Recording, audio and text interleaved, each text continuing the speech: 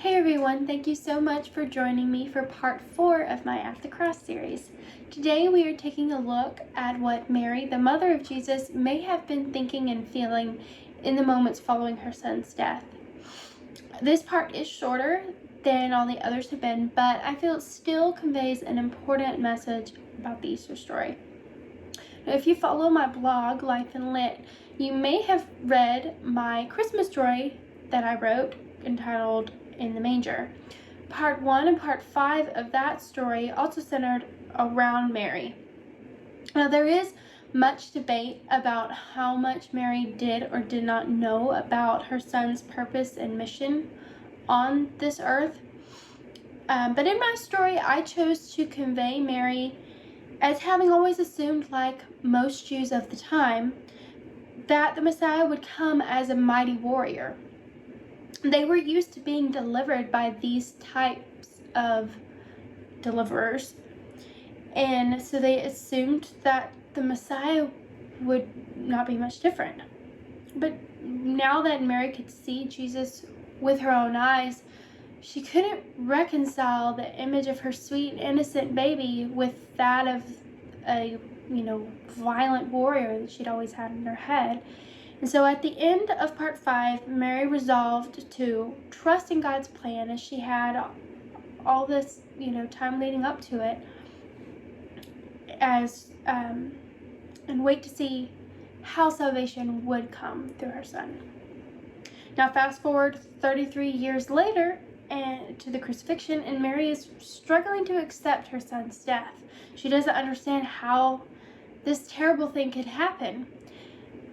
But in the midst of her grief, realization strikes, and she finally sees what has been in front of her all along. Now, one more quick note before we jump into the story. You will hear mention of a young boy named Eli and a special gift that he gave Jesus on the night of his birth. If you're wondering, how did I miss that detail in the Bible? That's because it's not there. For my Christmas story, wanted to create a completely fictional character and imagine what their encounter with the baby Jesus could have been like. So I created Eli, the 5-year-old son of the innkeeper who simply has to see the baby that was born in his stable.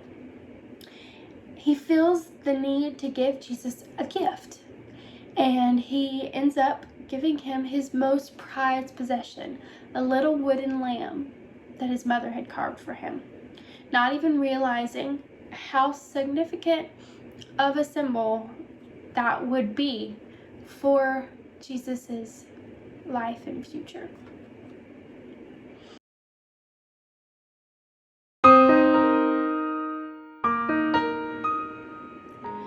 The earth trembled beneath Mary's hands, shaking and cracking, as if mourning the atrocities committed this day. The tears that had dripped steadily for hours now gushed forth in a waterfall. Her heart cleaved open. The bond that had tied Mary to her son since the day she learned of his conception severed in two. She felt the departure of his spirit from the earth as surely as she had felt its entrance. All at once the ground grew still. Mary lifted her face. She pulled back her veil and smoothed away the tendrils of hair clinging to her damp cheeks. All was silent, deathly silent. Her son no longer struggled for his next breath, no longer scraped his whip-striped back against the wood to which he was nailed. He was at rest from his struggle, dead, gone. A sob clawed its way up her throat. Mary tore at her hair, sinking back to the dust. The light of her entire world had been snuffed out. Darkness descended, cloaking her in a pall of despair unlike anything she'd felt since Jesus entered her world. My son, she moaned, clutching her chest, barely able to breathe past the pain. Mary of Magdala wrapped an arm around her shoulders and attempted to lift her. No! Mary shoved away the young woman, though she knew she meant well. Leave me be! Emma. It was John's voice, the beloved friend and disciple to whom Jesus had entrusted her care and called her new son, and the only one out of 12 not to desert him in his time of need. The disciple's hand touched her shoulder, but she shoved him away as well. You are not my son. He is." Mary surged upward and pointed at the hideous cross through her tears. "That is my son, and they have killed him. They killed him. How could they do this?" Hurt flickered through John's eyes. He swallowed and nodded. I know. Quiet tears traced their way down the former fisherman's tanned face. At last her companions gave her space to grieve, backing away to see to their own mourning. Mary covered her face with her hands. "Eli, Eli, lema sabachthani," had been her son's anguished cry. My God, why have you forsaken me?"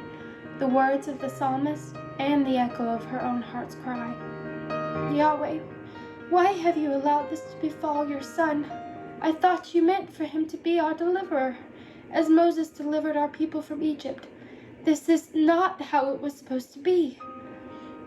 The past 33 years played back through her mind in a rush. Watching with pride as Jesus performed his first public miracle, turning water into wine at their friend's wedding feast in Cana. Seeing Jesus mature into a man, learning his carpentry craft at her dear Joseph's side. The relief of seeing his 12-year-old face again after losing him in Jerusalem. The wonder that had filled her at the sight of the Magi presenting their costly gifts to her 2-year-old boy. The overwhelming rush of love she had felt after hearing his first cry and holding his tiny body in her arms that night in Bethlehem. My son, how could you leave us? How could you let them take you from me?" A gust of wind pierced through her fingers, drying the tears on her cheeks. "Stand still and see the salvation of the Lord." Mary's breath stopped. The presence of Yahweh raised the hair on her neck as it had the day the angel appeared to her, so long ago, as it had each time she witnessed her son perform a miracle. The words were what their Adonai had instructed Moses to tell the people when they trembled in fear at the edge of the Red Sea, watching as Pharaoh's army hurtled towards them. She knew the story, had heard it every year during the retelling of their deliverance from slavery on Pesach. But today, the words struck Mary anew. "Stand still and see the salvation of the Lord." Mary removed her hands from her face and raised to her knees, soaking in the sight of her son's broken and bloodied body. A memory dredged itself up from the recesses of her mind. A young boy, a wooden lamb, a sacrificial gift pressed into the hand of her newborn babe. Eli, the young son of the innkeeper in Bethlehem, and many prayers whispered for the little boy as she rocked Jesus to sleep. "Behold the Lamb which taketh away the sins of the world." Mary bowed her head, drawing her veil closer around her face. "Adonai Most High, how could I have been so blind?" The age-worn face of Simeon, the man who had exclaimed with joy at the sight of her son when they came to the temple for her purification sacrifice, appeared in her mind. "Lord, now let your servant depart in peace. For my eyes have seen your salvation, which you have prepared before the face of all people, a light to lighten the Gentiles, and the glory of your people Israel." She had pondered the words for days afterward, trying to make sense of them, and the man's grave warning of, "Yes, the sword shall pierce your soul also." But she could never quite decide how her son, the Messiah, would become their Savior. The image of her precious babe, and later that kind and loving man Jesus grew to be, had never matched the image she and others had always held of the Messiah, and now she knew why. It was all so startlingly clear. Jesus was their ultimate sacrifice.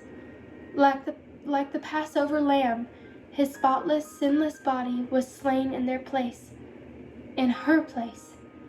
The blood flowing down the base of his cross would atone for the sins of all people. And Simeon's prediction had been correct. The grief at seeing her son's blood poured out pierced her deeper than any sword ever could. Mary clasped her hands against her chest, staring up at Jesus' face, longing to stroke his bearded cheek one more time. She could almost see his shining eyes, feel his hands gently taking hers and saying, "Emma, do not be afraid." All will be well." Mary's eyes slipped closed, squeezing out fresh tears.